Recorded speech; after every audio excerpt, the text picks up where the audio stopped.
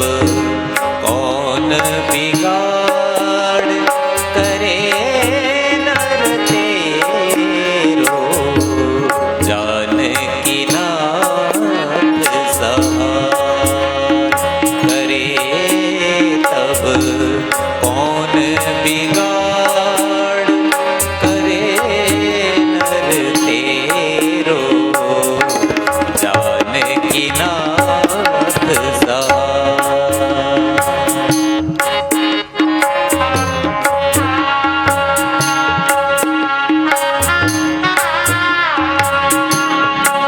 कौन बिगाड़ करे नर तेरो। जानकी नाथ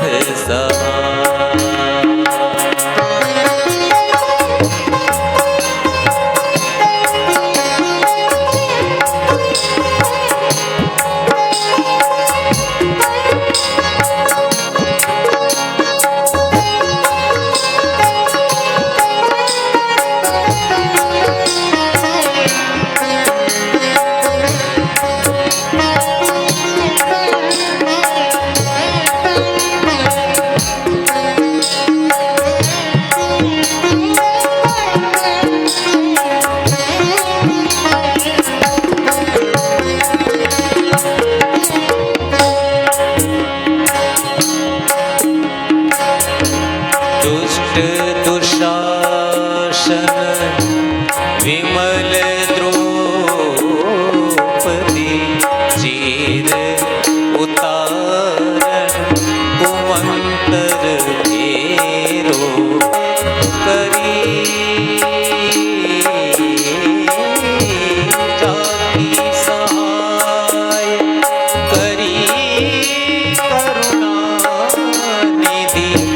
बढ़ गयो चीर के भाग गनेरो।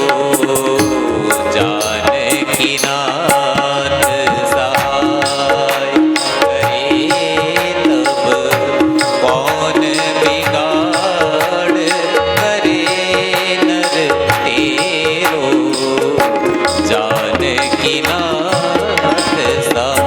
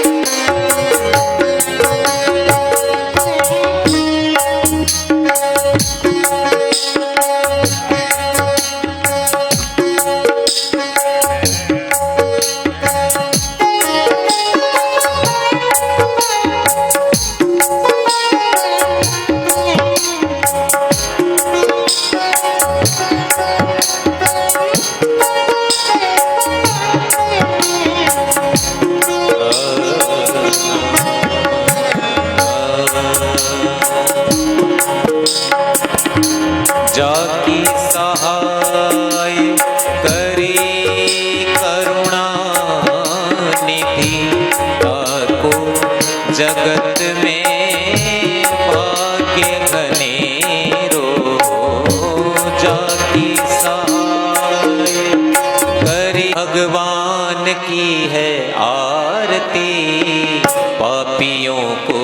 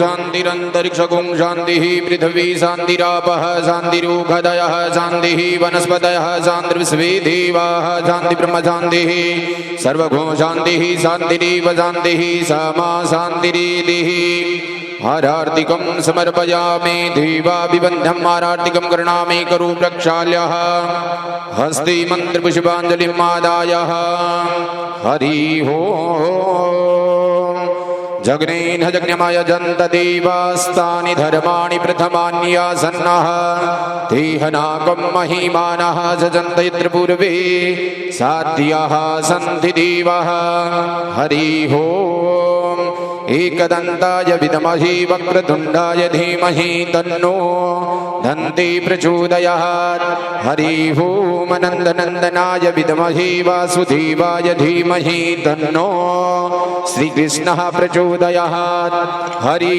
ओम् वृषभानुजायै च विद्महे कृष्णः प्रियायै च धीमहि तन्नो श्रीराधे प्रचोदयात् सीवन्तिका बकुलचाम्पकपाठलब्जैः पुण्णाङ्कजातिकरवीररसालपुष्पैः बिल्वाप्रवालतुलसीदलमञ्जरीभिः स्वां पूजयामि जगदीश्वर मे प्रसीदः नानासुगन्धितपुष्पाणि यथा कालोद्भवानि च पुष्पाञ्जलिर्मया दत्तं गृहाण परमेश्वरः अंजलि में लेकर सुमन तो मन में श्रद्धा भाव पुष्पांजलि अर्पण करूं तो करूं देव स्वीकार मंत्र पुष्पांजलि में समर्पयामि जे तीर्थानि प्रचरन्ति सुकृता हस्तानि खङ्गिणः ते खागुं सहस्रयोजनेव धनवानि तन्मसि यदक्षरः पदापृष्टं मात्राहीनं च यद् भवेत् तत्सर्वं सम्यतां देवा प्रसीद परमेश्वरः बोलिए श्री गजानन गणेश जी महाराज की श्री सीताराम जी महाराज की हनुमंत बलवंत लाल की श्री राधा गोविंद भगवान की मोर मुकुट बंसी वाले की श्रीमद् भागवत महापुराण की श्री व्यास जी महाराज की सतगुरुदेव भगवान की देवाचार्य श्री नारायण दास जी महाराज की खोजी पीठाधीश्वर श्री राम निष्पाल दास जी महाराज की सच्चे दरबार की आज के आनंद की जय जय श्री राधे श्याम जय जय श्री राधे श्याम।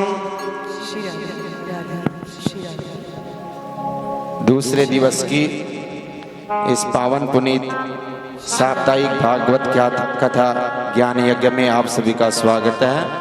सभी भक्तजन अपना आसन ग्रहण करें।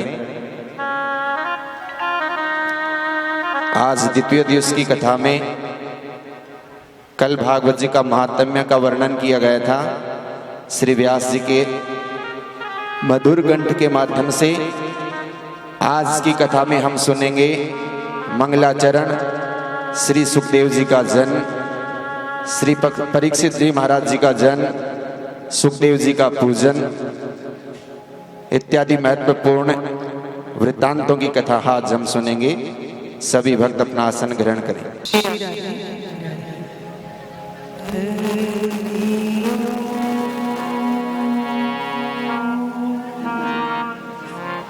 स्वस्ति श्री गणेशाय नमः। श्री सरस्वती नमः।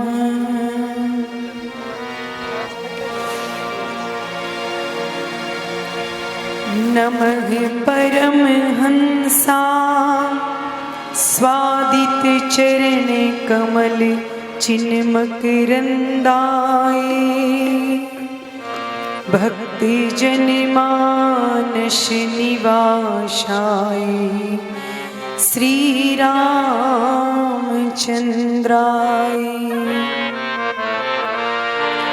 ध्येयं सदा परिभवग्नमभीष्टदोहम्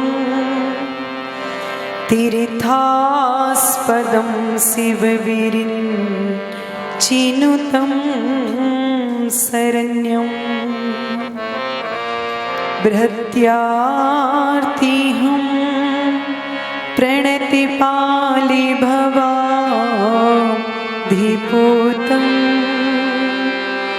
वन्दे महापुरुष ते चरणारविन्दम्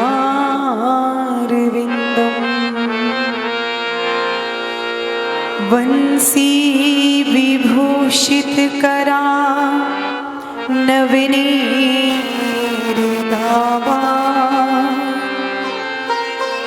पीताम्बरादरुणविफलादरुष्टा पूर्णेन्दु सुन्दर मुखा दरविन्दुनिका प्रेक्षात्परं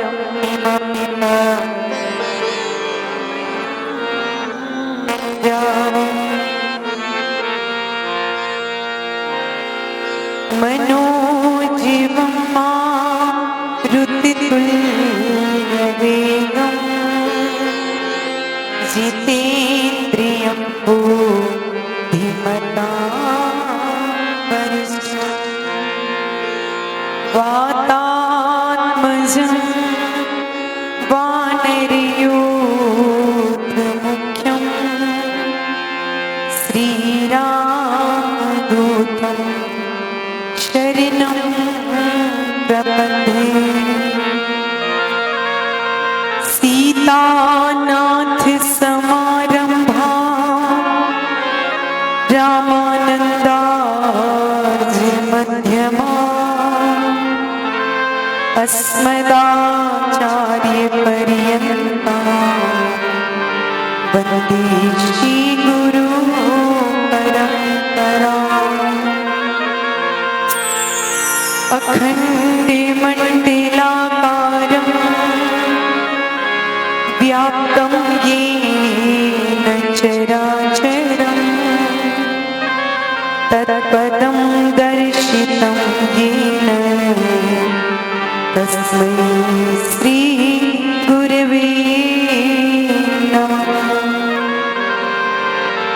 जय जय श्रीराधारमण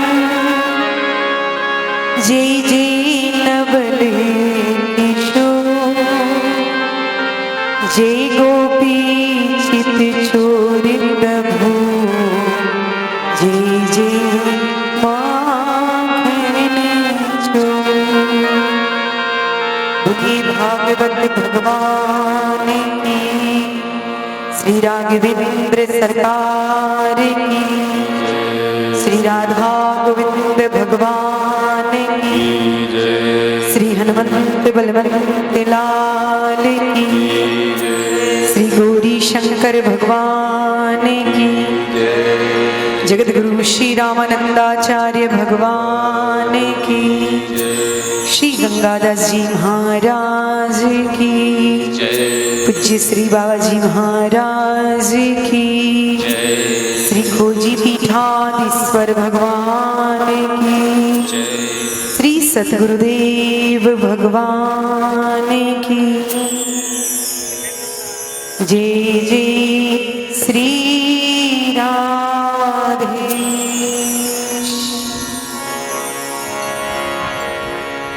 गोविंद की दिव्य महती अनुकंपा से श्री सद्गुरुदेव भगवान की कृपा से आज श्रीमद् भागवत ज्ञान यज्ञ का द्वितीय दिवस है और भगवान की मंगलमयी कथा का हम लोग शुभारंभ करें। उससे पूर्व अपने मन और वाणी को पवित्र करने के लिए भगवान नाम का आश्रय लेंगे। आप सब हमारे साथ बोलेंगे।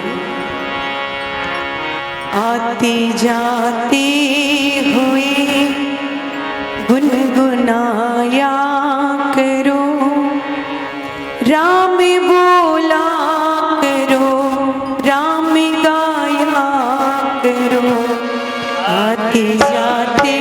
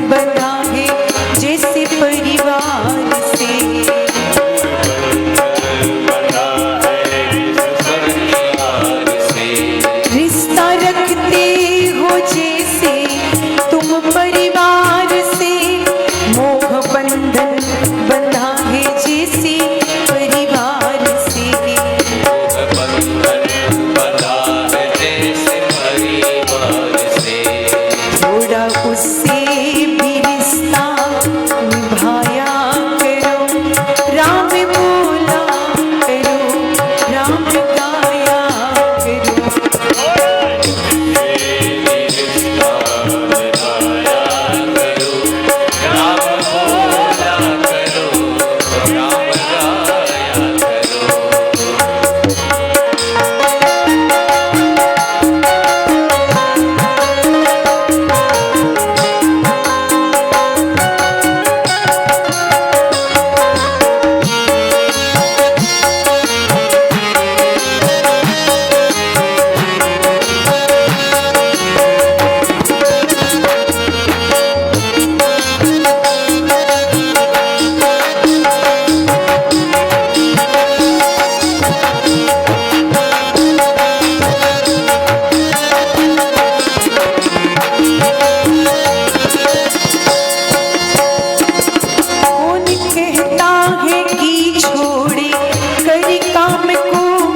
अच्छा हो याद रखो अगर राम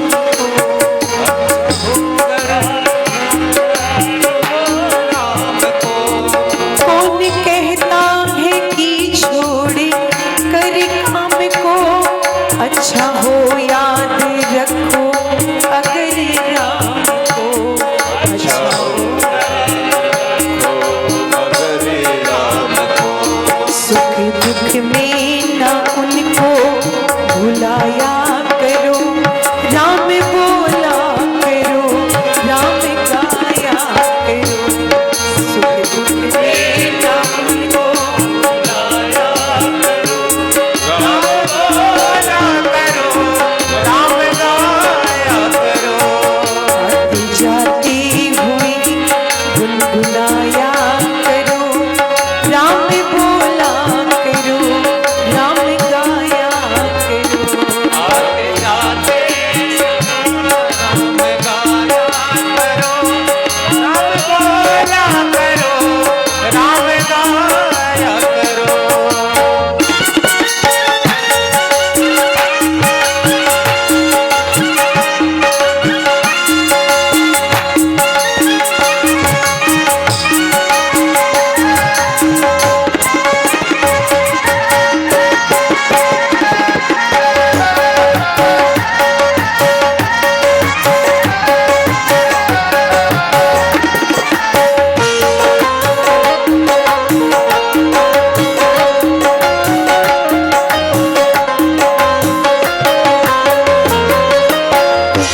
जिंदगी है ये यूं ही निकल जाएगी, शान शौकत की दुनिया उजड़ जाएगी।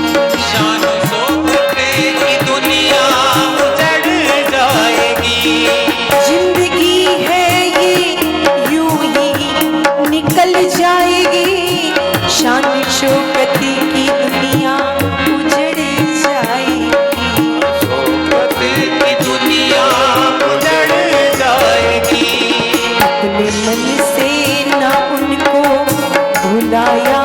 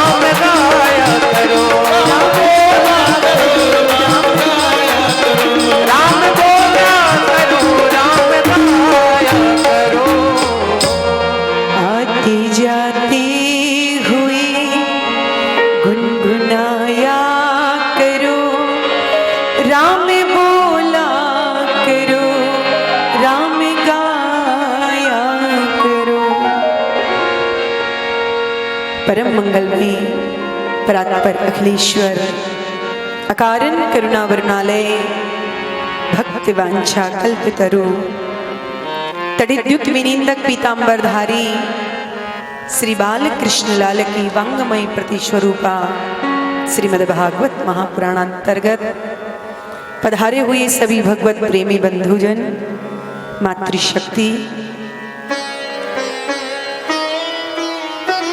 कल हमने महात्म्य की कथा का श्रवण किया। महात्म्य का अर्थ होता है महत्व। इस श्रीमद्भागवत कथा को श्रवण करने का महत्व क्या है, क्यों सुननी चाहिए, ये हमने कल के महात्म्य में श्रवण किया। और जो भागवत की मूल कथा है, अब हम उसमें प्रवेश करते हैं। इस श्रीमद्भागवत में 18,000 श्लोक, 335 अध्याय और 12 स्कंद हैं। महर्षि कृष्ण द्वैपायन महर्षि व्यास जी ने सर्वप्रथम इसमें मंगलाचरण किया है। ये मंगलाचरण बड़ा ही सार्वभौम है, बड़ा ही मंगलकारी है। हम अपने अपने इष्ट आराध्य का ध्यान करते हुए भगवान का ध्यान करें कि जन्माद्यस्य यतोऽन्वयाति तरतश्चार्थेस्य विघ्नेश्वराट् तेने ब्रह्महृदाय आदिकवये मुह्यन्ति यत् सूर्यः तेजो वारि मृदां यथा विनिमयो यत्र त्रिशर्गो मृषा धाम्ना स्वेन सदा निरस्तकुहकं सत्यं परं धीमहि। हम उस परम सत्य का ध्यान करते हैं। वो परम सत्य कौन है? श्रीमद् भागवत में भगवान श्री कृष्ण को ही सत्य सत्य कह करके प्रतिपादित किया गया है। इसलिए हम इसका मंगलाचरण का कृष्ण परक अर्थ करते हुए ध्यान करते हैं। अन्यथा हमारे विद्वानों ने इस मंगलाचरण के 108 भाव प्रकट किए हैं, लेकिन भागवत में भगवान को सत्य सत्य कह करके पुकारा। जब भगवान देवकी के गर्भ से में आए और देवताओं को जब विदित हुआ तो समस्त देवता कारागार में आकर के भगवान की गर्भ स्तुति करते हुए कहती हैं कि सत्यम व्रतम सत्य परम त्रिसत्यम सत्यस्य योनिम निहितं सत्ये सत्यस्य सत्यमृत सत्यनेत्रं सत्यात्मकं त्वां शरणं प्रपन्ना। सत्यम सच्चिदानंद स्वरूपम श्री कृष्णम परम परमेश्वरम धीमहि ध्यायेमः। सत्य का अर्थ श्री कृष्ण इसलिए करते हैं क्योंकि भगवान श्री कृष्ण को ही सबसे अधिक सत्य सत्य कह करके पुकारा है। देवताओं ने बार बार भगवान कृष्ण को सत्य सत्य कह करके पुकारा, इसलिए सत्य स्वरूप भगवान श्री कृष्ण का हम सब लोग मिलकर के ध्यान करते हैं। वो भगवान कैसे हैं? जन्माद्यस्य आधस्य जन्मादि विकारादि रहितस्य यत्र यत्र वसुदेव गृहे जन्मः।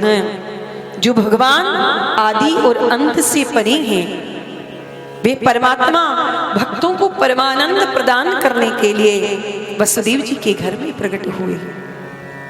तो क्या भगवान श्री कृष्ण का जन्म वसुदेव के घर में हुआ था क्या?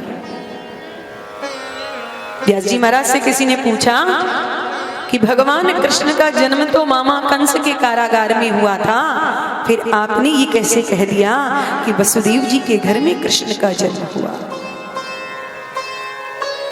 तो व्यास जी महाराज कहते हैं कि न ग्रहणी ग्रह मिथ्याहु ग्रहणी ग्रह मुच्यते। ईंट गारे से बने हुए मकान को घर नहीं कहते, तो फिर घर किसे कहते हैं? बोले घर कहते हैं वसुदेव पत्न्याम देवक्याम, जो गृहिणी होती है उसको घर कहते हैं। तो वसुदेव की पत्नी जो देवकी हैं, उनके गर्भ से भगवान श्री कृष्ण का जन्म हुआ।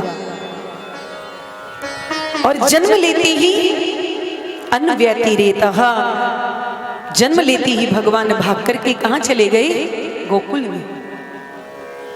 जन्म लिया मामा कंस के कारागार में और वहां से भाग करके कहां गए? गोकुल धाम में। तो अर्थेष्व विज्ञे कंस वंचनादि प्रयोजनेषु अभिज्ञ निपुणः। हमारे भगवान कृष्ण कन्हैया इतने कुशल हैं कि मामा कंस के कारागार में जन्म लेकर के गोकुल भाग गए, पर मामा कंस को भनक भी नहीं पड़ने दी। मामा कंस को पता भी नहीं चला। ऐसे परम कुशल भगवान श्री कृष्ण कन्हैया हैं। स्वराट स्वेसु गोपेसु राजते शोभते इति स्वराट। गोकुल में आकर के अपने श्री रामा मधुमंगल आदि ग्वाल बालों के बीच में गोप वेश में सुशोभित हो रहे हैं। ऐसे हैं भगवान श्री कृष्ण। कि तेने ब्रह्म हृदय आदि कवये मुह्यन्ति यत सूर्यः। जिन प्रभु ने आकर के ब्रज में ऐसी ऐसी दिव्य विचित्र लीलाओं को किया कि उन दिव्य लीलाओं को देख करके तेने ब्रह्म हृदय आदि कवये, आदि कवि ब्रह्मा जी महाराज भगवान श्री कृष्ण की उन बाल लीलाओं को देख करके विधाता ब्रह्मा की बुद्धि भी चकरा गई कि ये कैसा ब्रह्म है। और ब्रह्मा जी महाराज श्री कृष्ण की परीक्षा करने के लिए आ गए। जब भगवान ब्रज में लीला कर रहे थे, अपने ग्वाल बालों के बीच बैठ करके उनके साथ वन का भोजन कर रहे थे। जब भगवान को उन ग्वाल बालों के साथ भोजन करते हुए विधाता ब्रह्मा ने देखा, तो विधाता ब्रह्मा की चारों खोपड़ी चकराने लगी कि ये कैसा विधाता है, ये कैसा ब्रह्म है कि दौड़ करके आया है, न आचार विचार है, न पवित्रता का कोई विचार किया, न हाथ पांव धोए और तुरंत आकर के भोजन करने बैठ गया। अरे जब भोजन किया जाता है तो शुद्धता पवित्रता का विचार करते हैं। शुद्ध पवित्र आसन पर हाथ पैर धोकर के बैठ करके तब भोजन करना चाहिए। और जब भोजन किया जाता है तो मौन होकर के भोजन करते हैं। पर ये कैसा ब्रह्म है जो इन ग्वाल बालों के बीच में उनका झूठा मीठा खा रहा है, इधर उधर की बातें कर रहा है। तो ब्रह्मा जी की खोपड़ी चकरा गई कि ये ब्रह्म नहीं हो सकता। जिस ब्रह्म को भोग लगाने के लिए बड़े बड़े वेदज्ञ ब्राह्मण नाक बंद करके नाभ्या आसीदंतरिक्षगुम शिष्णो ध्यौ समवर्ततग्रे आदि मंत्रों के द्वारा भोग लगाते हैं, तब भी वह परमात्मा उनका भोग लगाने के लिए नहीं आते। और आज यहाँ इन साधारण से ग्वाल वालों के बीच बैठ करके वही ब्रह्म उनका झूठा खा रहा है। तो ब्रह्मा जी की खोपड़ी चकरा गई। और ब्रह्मा जी ने देखा कि ये ब्रह्म है या नहीं है, उसकी परीक्षा करने के लिए ब्रह्मा जी ने श्री कृष्ण के ग्वाल बालों को और बछड़ों को चुरा लिया और अपने ब्रह्मलोक में ले गए। परंतु इसका परिणाम क्या हुआ? आज ब्रह्मा को अपनी भगवत्ता बतलाने के लिए भगवान स्वयं उतने ही बछड़े और उतने ही ग्वाल बाल बन गए। अपने ही श्री विग्रह से ग्वाल बालों को और बछड़ों को प्रकट कर दिया। तेने विस्तारित्वात् आज भगवान ने ब्रह्मा जी को बता दिया कि देखो ब्रह्मा जी, हम ही चराने वाले हैं और हम ही चरने वाले हैं, हम ही बनाने वाले हैं और हम ही बनने वाले हैं, क्योंकि हमसे अलग संसार में कोई दूसरा नहीं। और यही दिखाने के लिए भगवान ने ग्वाल बालों को और बछड़ों को प्रकट करके दिखा दिया। और वृंदावन के उस अरण्य में नित्य प्रति वही लीलाएं गोविंद की चल रही हैं। जब 1 वर्ष व्यतीत हो गया, ब्रह्मा जी ने सोचा कि जरा चल के ब्रज में देखूं तो सही। पर जैसे ही ब्रह्मा जी ने दृष्टि डाल करके ब्रज में देखा तो वही कृष्ण, वही ग्वाल बाल और वही बछड़े, वही नित्य प्रति जंगल में आना, वही बाल लीलाएं करना और लौट करके चले जाना। जब ब्रह्मा जी ने ये देखा तो ब्रह्मा जी की बुद्धि चकरा गई कि ये सत्य है या जिन्हें मैं चुरा करके लाया हूं वो सत्य है। दौड़ करके फिर ब्रह्मलोक में आकर के देखा तो जिन्हें चुरा करके लाए थे वो सब बेहोश पड़े हुए। ब्रह्मा जी की बुद्धि चकरा गई। तो मुह्यंती यत सूर्य, केवल ब्रह्मा जी की बुद्धि ही नहीं चकराई, प्रभु की इन लीलाओं को देख करके। मुह्यंती यत सूर्य, सूर्य बलदेवा दयोपी, भगवान श्री कृष्ण के जो अग्रज हैं, जो बड़े भ्राता हैं दाऊ जी महाराज, श्री बलराम जी महाराज, वो भी गोविंद की इन लीलाओं को देख करके व्यामोहित हो जाते हैं। क्योंकि श्री कृष्ण जब वत्स चारण करने के लिए वन में जाते हैं तो मैया एक ही बात कहती, कन्हैया दूर मत जाइए, पास में ही बछड़ों को चरा करके लौट आना। पर कन्हैया आज दूर निकल गए। जब लौट करके आए हैं तो जिन गायों ने अपने बछड़ों को दूध पिलाना बंद कर दिया, आज जब उन बछड़ों को देखा तो उनका वात्सल्य इतना उमड़ गया कि गायें बिना रास्ता देखे और अपने उन बछड़ों को दूध पिलाने के लिए दौड़ पड़ी हैं। ग्वाल बाल सब बड़े हो गए। जब उनके माता पिता ने उन्हें, ग्वाल बालों ने जब उन्हें देखा तो अपने बच्चों को दौड़ करके अपने कंठ से लगा लिया। बलदेव जी महाराज ये देख देख करके दाऊ जी व्यामोहित हो रहे हैं कि आज से पहले तो ब्रज में ऐसी प्रेम की बाढ़ कभी नहीं आई, आज ये इतनी प्रेम की बाढ़ कैसे आ रही है, जरा ध्यान लगा करके देखो तो सही। और जैसे ही दाऊ जी ने ध्यान लगा करके देखा तो प्रत्येक गाय बछड़े में, प्रत्येक ग्वाल बाल में दाऊ जी को कृष्ण ही दिखाई पड़ रही है। बलराम जी मन में विचार करने लगे कि आज से पहले तो मैं जब भी देखता था तो किसी में मुझे किसी देवता का दर्शन होता था, किसी में किसी ऋषि संत का दर्शन होता था, पर आज सब में कृष्ण क्यों दिखाई दे रहे हैं। और दाऊ जी महाराज कृष्ण का हाथ पकड़ करके अलग लेकर के गए और श्री कृष्ण से कहा, अरे ओ कृष्ण कन्हैया, ये क्या लीला हो रही है, आज से पहले तो मुझे सब में देवताओं का, ऋषियों का दर्शन हो रहा था, पर आज सब में तुम ही दिखाई क्यों दे रहे हो। श्री कृष्ण ने मुस्कुरा करके कहा, दाऊ भैया ये लीला तो हमारी 1 वर्ष से चल रही है, क्योंकि हमारे ही बेटा ब्रह्मा जी ने हमारी परीक्षा लेनी चाहिए, हमारे साथ चालाकी की, हमारे ग्वाल बालों को चुरा करके ले गए, हमारे बछड़ों को चुरा करके ले गए, पर आप किसी से कहना मत, ये हमारी लीला हो रही है।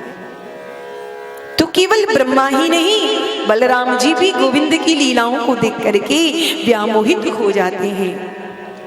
पर जब आप लोग सुनेंगे ब्रह्मा जी का यह चरित्र 10वें स्कंद में 5वें दिवस की कथा में, जब ब्रह्मा जी को भगवान के साथ ग्वाल बालों को देखा तो सोचा कि मुझसे अपराध हो गया, ये तो साक्षात भगवान है। और जिन ग्वाल बालों को, बछड़ों को चुरा करके ब्रह्मा लेकर के गए थे, उन्हें जब लौटा करके लाए तो जितने ग्वाल बाल थे कृष्ण ने अपनी श्री विग्रह से प्रकट किए थे, उन सबको अंतर्ध्यान कर दिया। ब्रह्मा जी ने अपने अपराध के लिए प्रभु से क्षमा मांगी। सुखदेव जी महाराज कहते हैं, श्री सुख जी महाराज कहते हैं, ऋषियों ऐसी दिव्य लीलाएं भगवान ब्रज में करते हैं कि तेजो वारी मृदाम यथा विनिमयो यत्रे शर्गो मृषा। भगवान श्री कृष्ण कन्हैया जब अपनी बंसी की तान को छेड़ते हैं, उनकी बंसी की मधुर तान जिसके पड़ती है कान, वही भूल जाता है अपनी देह का भान। कन्हैया जब अपनी बंसी को बजाते हैं तो गोविंद की उस बंसी को सुनकर के कलकल कल्लोल करती हुई कालिंदी एकदम पाषाणवत हो जाती है, ठहर जाती है।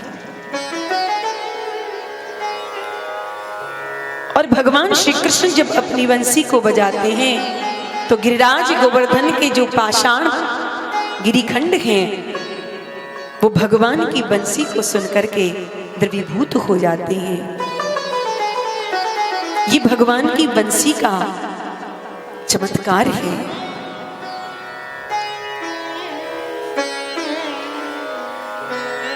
धामना स्वेन सदा निरस्त कुहकम सत्यम परम धीमहि। भगवान के मथुरा आदि धामों में निवास करने वाले जितने भी भक्त जन हैं, उन सबका संसार प्रपंच छुड़ा देती हैं गोविंद।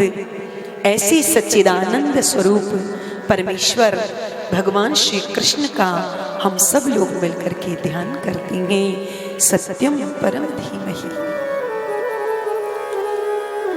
द्वितीय श्लोक में व्यास जी महाराज अनुबंध चतुष्टय का निरूपण करते हुए कहते हैं कि श्रीमद् भागवत का विषय क्या है, श्रीमद् भागवत सुनने का पात्र कौन है और श्रीमद् भागवत सुनने का लाभ क्या होता है। ये तीनों बातें इस दूसरे श्लोक में व्यास जी महाराज बतला रहे हैं कि धर्म है प्रोजित के त्रिवोत्र परमो निर्मत्सराणाम सताम वेद्यम वास्तव मत्र वस्तु शिवदम तापत्रयोन्मूलनम। श्रीमद् भागवते महामुनि कृते किं वा परैरीश्वर सद्योरिध्य वरुध्यते त्रिकृतिभिः सुश्रोभिष तत्क्षणा। इस श्लोक में 3 बार अत्र शब्द का प्रयोग किया गया है। व्यास जी महाराज कहते हैं कि अत्र श्रीमद् भागवते प्रोजित केतवः परमो धर्म निरूप्यते। श्रीमद् भागवत में निष्कपट परम धर्म का निरूपण किया गया है। परम धर्म किसे कहते हैं, इसकी व्याख्या विस्तार से हम लोग आगे सुनेंगे। इस श्रीमद् भागवत को सुनने का पात्र कौन है, तो कहते हैं निर्मत्सराणाम सताम। निर्गताः मत्सराः येभ्य में निर्मत्सराः, जिसके भीतर से मत्सर निकल गया हो वो श्रीमद् भागवत सुनने का उत्तम अधिकारी है। और मत्सरी का मतलब क्या होता है, मत्ते अग्रे सरति इति मत्सरः। मत्सर का मतलब है कि ये मुझसे आगे कैसे निकल गया, क्योंकि मच्छर और मत्सर में थोड़ा सा भेद होता है। मच्छर बाहर से काटता है और मत्सर भीतर से काटता है। मत्सर का मतलब है कि जब हम किसी का उत्कर्ष देखते हैं, किसी की मान बढ़ाई देखते हैं, तो हमें भीतर से मात्सर्य काटने लग जाता है। और ये मात्सर्य बड़े बड़े महापुरुषों को भी नहीं छोड़ता, क्योंकि हमारे संत कहते हैं कि कंचन तजना सहज है सहज प्रिया का नेह, परमान बड़ाई ईर्ष्या दुर्लभ तजना ये मान बढ़ाई बड़े बड़े महापुरुष भी इसको छोड़ नहीं सकते। ये बड़े बड़े महापुरुषों को भी नहीं छोड़ता है। तो श्रीधर स्वामी पाद कहते हैं, जो भागवत के परम व्याख्याता हैं, बड़े ज्ञानी हैं, कि निर्मत्सराणाम परोत्कर्षो सहनम मत्सर है।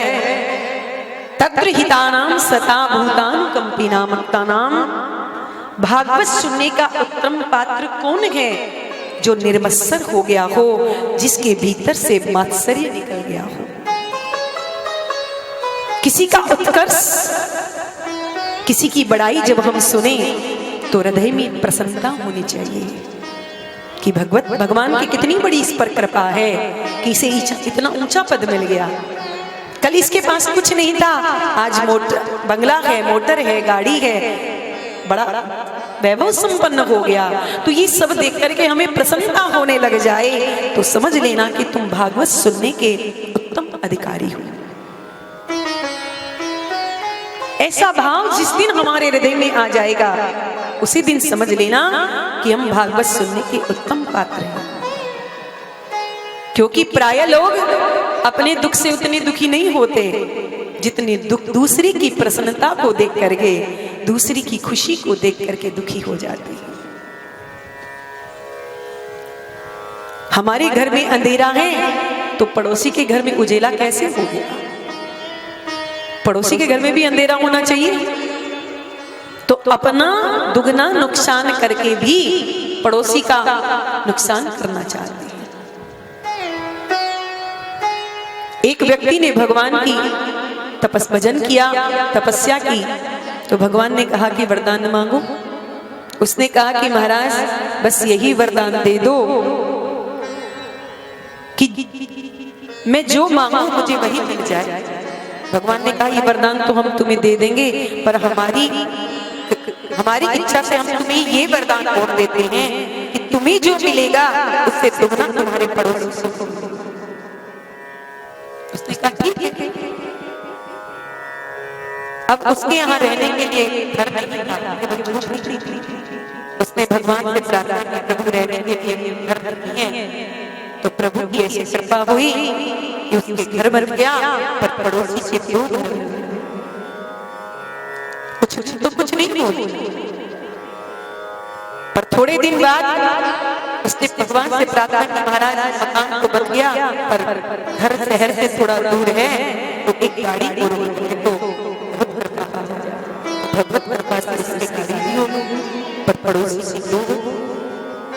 अब तो उसको अंदर से मात्सर्य सताने लगा कि देखो मैंने तो भजन किया तो मुझे एक वस्तु मिलती है और मेरे पड़ोसी को बिना कुछ किए मिल जाता है। तो उसके मन में ईर्ष्या जागृत हो गई। तो उसने क्या किया कि भगवान से कहा कि भगवान मेरे यहाँ पर पीने के लिए पानी की कमी है तो मेरे घर के बाहर एक कुआं हो जाए।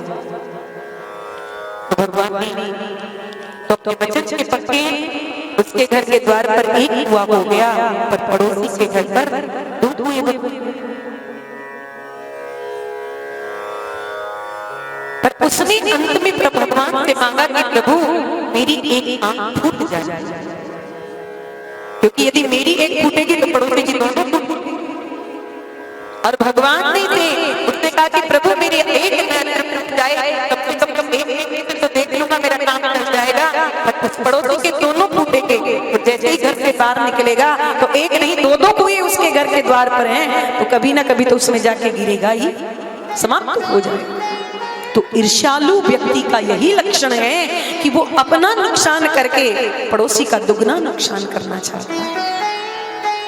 इसलिए जीवन में कभी किसी के उत्कर्ष को देख करके हमें ईर्ष्या नहीं होनी चाहिए। हमें प्रसन्नता हो कि भगवान ने इसे दिया है, ये इसका कर्म है।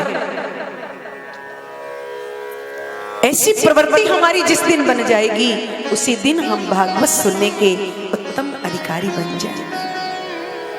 इसलिए भागवत का यदि पूर्ण लाभ लेना हो तो अपने हृदय को हमें निर्मत्सर बनाना होगा। यदि पात्र बढ़िया बन गए तो परम धर्म का निरूपण हमारे हृदय में होने लग जाएगा। भागवत श्रवण करें पर उससे फायदा क्या होगा महाराज? तो तीसरे श्लोक में श्री व्यास जी महाराज फायदा बता रहे हैं कि वेद्यम वास्तव मत्र वस्तु शिवदम तापत्रयोन मूलिनम। अत्र वास्तव वस्तु वेद्यम श्रीमद् भागवत में वास्तव वस्तु का बोध कराया गया है।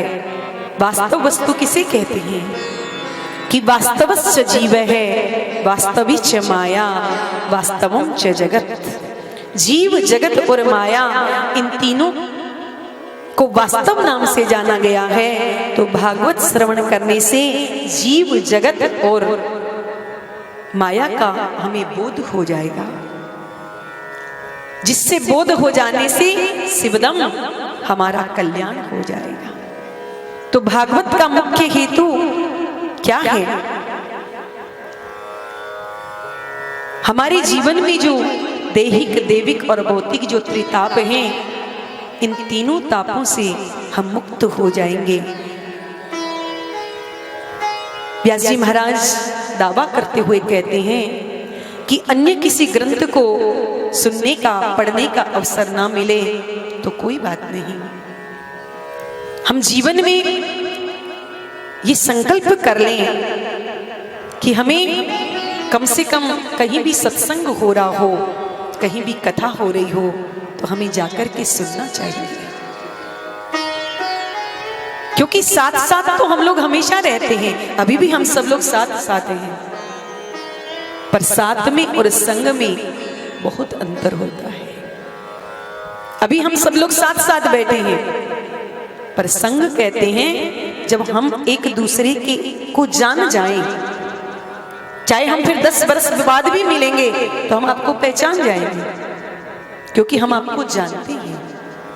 पर साथ साथ चाहे हम 3 घंटे 4 घंटे बैठ करके कथा सुने और दूसरे दिन आपसे हमसे कोई मिलने के लिए आए और कहे महाराज जी आपने हमें पहचाना, तो हम कहेंगे नहीं पहचाना भैया। बोले हमने 3 घंटे आपकी बैठ करके कथा सुनी, फिर भी आप हमको नहीं पहचान रहे। तो भाई हम आपको कथा तो सुना रहे थे, लेकिन हमारा आपसे संग नहीं था, प्रेम नहीं था, मिलन नहीं हुआ था। तो सुन तो बहुत लोग रहे थे, लेकिन हमारा किसी से संपर्क नहीं हुआ। तो साथ और संग में बहुत फर्क होता है। भगवान का सत्संग हमें सुनना चाहिए, जीवन में उसे उतारना भी चाहिए, क्योंकि जब परमात्मा की विशेष कृपा होती है तब सत्संग मिलता है, संतों का संग मिलता है। जिस दिन हमारे मन में ये इच्छा जागृत हो जाएगी कि चलो कथा सुन आए, सत्संग में जाकर के सत्संग सुन आए, तो समझ लेना कि उसी समय गोविंद का प्राकट्य हमारे हृदय में हो गया है। क्योंकि जब तक परमात्मा हमारे हृदय में प्रकट नहीं होंगे तब तक ऐसा भाव हमारे हृदय में आ ही नहीं सकता है। हम अभी कथा सुनने के लिए घर से निकले नहीं, एक पांव भी घर से बाहर नहीं निकाला, केवल हमारे हृदय में भाव आया है कि चलो अमुक के यहाँ कथा हो रही है, चलो सुन आते हैं। बस इतना मन में भाव जागृत होते ही परमात्मा तुम्हारे हृदय में प्रकट हो जाते हैं और तुरंत भगवान हमारे हृदय में आकर के अवरुद्ध हो जाते हैं, विराजमान हो जाते हैं। भगवान भक्त के हृदय में आकर के बंधक बन जाते हैं। फिर यदि भगवान हमारे हृदय से भागना भी चाहें तो भाग नहीं सकते, क्योंकि वो भक्त के हृदय के बंधक बन गए। ये प्रताप है श्रीमद् भागवत का। तो कहते हैं कि भागवत कहते किसे हैं, तो तीसरे श्लोक में भागवत का स्वरूप बतलाया है कि निगम कल्प तरोर गलितम फलम सुख मुखाद प्रद्रव संयुतम पिबति भागवतम रसमालयम मुहुरवो रसिका भुवि भावुका नित्राम गमयति बोधयति स निगमो वेदः। वेदों का नाम है निगम, और वेद रूपी विशाल कल्प वृक्ष का पका हुआ फल ही श्रीमद् भागवत है। किसी ने व्यास जी से पूछा, महाराज भागवत रूपी फल बहुत परिपक्व है और वेदों की उच्च शाखा से नीचे गिरा होगा तो एकदम फूट गया होगा। परंतु श्रीधर पाद स्वामी कहते हैं कि नहीं नहीं, ये जो श्रीमद् भागवत महापुराण है ये टूटा फूटा फल नहीं है। तो बोले ये शाखा प्रतिशाखा नीचे की ओर आया है, इसलिए टूटा फूटा नहीं है। यदि वृक्ष की शाखा से धम्म से नीचे गिरा होता तो शायद फूट जाता, परंतु ये शाखा प्रति शाखा आया है। सर्वप्रथम भगवान नारायण ने चतुश्लोकी भागवत के रूप में श्री ब्रह्मा जी महाराज को इसका उपदेश किया। तो नारायण की शाखा से ये फल वेद रूपी कल्प वृक्ष और टपका और ब्रह्मा की शाखा पर करके टपका, और ब्रह्मा की शाखा से जब टपका तो नारद की शाखा पर आकर के टपका, नारद की शाखा से जब टपका तो व्यास शाखा पर आकर के अटका, और व्यास शाखा से जब टपका तो सुखदेव की शाखा पर आकर के अटका, और सुखदेव की शाखा से जब टपका तो परीक्षित के माध्यम से हम आप सभी को ये फल जैसे कि तैसे प्राप्त हो। हजारों जीवों का आज श्रीमद् भागवत महापुराण से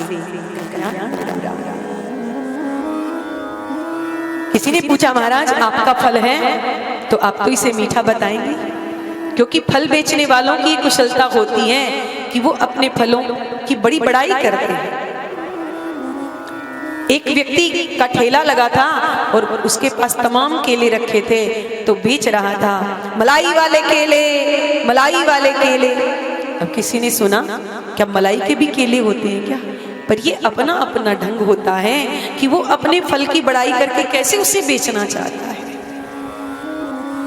एक जगह एक व्यक्ति खरबूजा बेच रहा था और जोर जोर से चिल्ला रहा था, खरबूजे शक्कर से भी मीठे। किसी व्यक्ति ने सुना तो प्रभावित हो गया, भाई लगता है खरबूजा बहुत मीठा है। उसने खरबूजा खरीद लिया, घर लेकर के आया, और जैसे ही खरबूजे को अवनिया करके जैसे ही पाने लगा तो खरबूजा एकदम फीका, मुंह खराब हो गया। तो बड़ा दिमाग खराब हो गया, खरबूजे बेचने वाले के पास आया और उससे लड़ाई करने लगा, क्यों रे तूने हमें मूर्ख बना दिया, तुमने हमें ये फीका खरबूजा हमें हाथ में थमा दिया। तो उसने कहा महाराज नाराज क्यों होते हो, आपने मेरी शब्दों पर ध्यान नहीं दिया। मैंने आपसे क्या कहा कि खरबूजा शक्कर से भी मीठा। खरबूजे को अमनिया करो, शक्कर मिलाओ और फिर पाओ तो देखो खरबूजा शक्कर से भी मीठा है। तो ये तो बेचने वालों की कुशलता होती है कि वो अपने फलों को बड़ाई करके कैसे उसे बेचना चाहें। तो यहाँ पर व्यास जी से कह रहे हैं महाराज श्रीमद् भागवत को आप कल्प वृक्ष का पका हुआ फल बता रहे हैं, इसे मीठा बता रहे हैं, तो हम कैसे मान लें कि ये फल श्रीमद् भागवत बड़ा मधुर है? कोई प्रमाण दीजिए। तो श्री व्यास जी महाराज कहते हैं कि फलों का उत्तम पारखी होता है तोता, और तोता जिस फल में मुख लगा देता है, आंख मूंद करके समझ लो कि वो फल खट्टा नहीं हो सकता, क्योंकि तोता मुख लगाता ही उसी फल में है जो फल मीठा होता है। अथवा ये समझे कि तोते का मुख लग जाने से खट्टा फल भी मीठा हो जाता है। और मेरा जो ये भागवत रूपी फल है, इसमें ऐसे वैसे तोते का मुख नहीं लगा, इसमें श्री सुखदेव जैसे परम ज्ञानी तोते का मुख लगा हुआ है, तो ये फल खट्टा हो ही नहीं सकता है, खट्टे होने का सवाल ही नहीं है। तो महाराज आपने इस फल को मीठा बताया, पर इस फल में रस कौन सा है? तो व्यास जी महाराज कहते हैं कि अमृतम परमानंदम स एव द्रवो रस है। इस रस का रसास्वादन करने के लिए रसिक जन परमानंद से परिपूर्ण उसी रसराज श्री कृष्ण को के रस से भरा हुआ ये मधुर चरित्र है।